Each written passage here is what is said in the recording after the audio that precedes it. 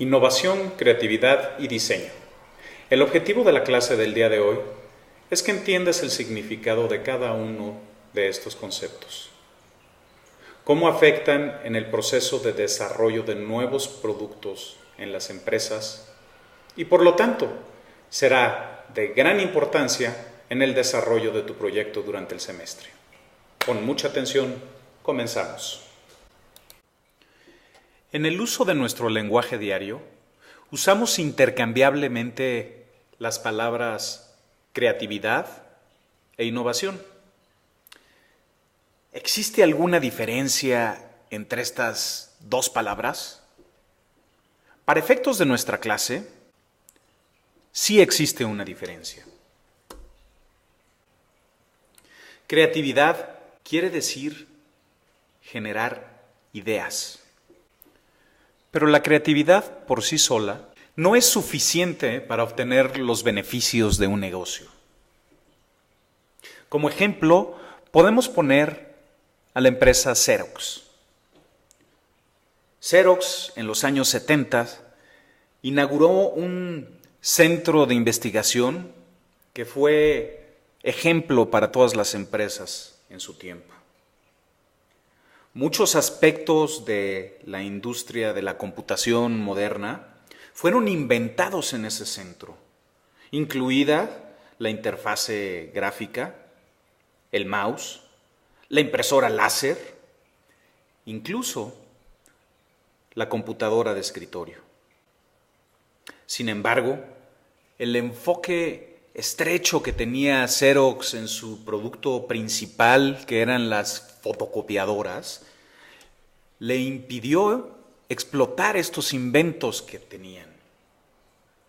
Y fue así que otras empresas como Microsoft explotó la interfase, o Apple explotó el mouse, Hewlett Packard que explotó la impresora, e IBM, que fue el primero en explotar la computadora personal, son los que se beneficiaron de estos inventos e innovaron al comercializarlos. Entonces, esto nos lleva a la definición de innovación. Innovación es creatividad, es decir, esas ideas más implementación. Y esa va a ser la gran diferencia entre creatividad e innovación. Creatividad, generación de ideas. Innovación, creatividad más implementación. Para conocer cómo trabajan juntas la creatividad y la implementación, es útil el concepto de la liebre y la tortuga.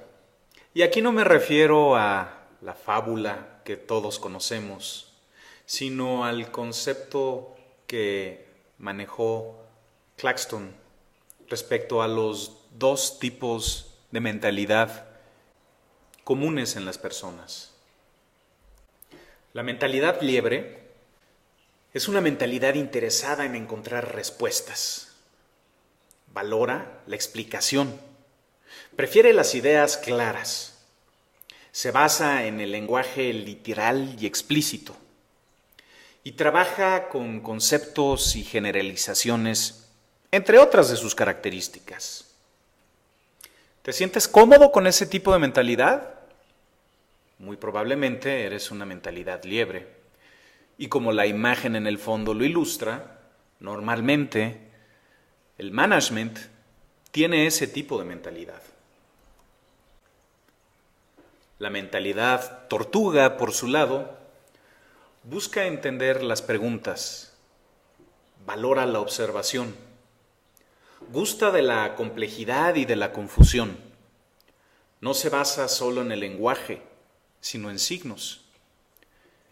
Y busca conocer a la persona en vez de generalizar. Si tú te sientes cómodo con esta descripción de mentalidad, muy probablemente seas una mentalidad tortuga. Ambas mentalidades no son buenas ni malas. Ambas son necesarias. Ambas se complementan. Y ambas son cada vez más necesarias para la innovación en las empresas. No es de extrañar que existan en las empresas más mentalidades liebre debido a que las características de esa mentalidad sean las del management y por lo tanto terminan contratando personal afín a su mentalidad. Como mencionamos anteriormente, cada vez son más necesarias ambas. La mentalidad tortuga para generar ideas y creatividad en la empresa y la mentalidad liebre para la implementación de esas ideas en la empresa. Nuevamente entonces volvemos al concepto: creatividad, mentalidad tortuga, más implementación, mentalidad liebre, es igual a innovación. Una definición muy clara nos las da el escritor británico Anthony Jay. La mente que no es creativa puede encontrar rápidamente las respuestas incorrectas, pero se requiere una mente muy creativa para encontrar las preguntas incorrectas. Ya tenemos claro que creatividad más implementación es igual a innovación. ¿Por qué esta clase que damos se llama Design Thinking? ¿Y qué tiene que ver el diseño con ambos conceptos? Para esto nos es útil revisar algunas definiciones de lo que es el diseño. Desde las más sencillas, como el diseño es un boceto o modelo, el diseño es una actividad creativa, a algunas un poco más elaboradas, como el diseño es el resultado tangible o producto final, o el diseño es información transformada en resultado.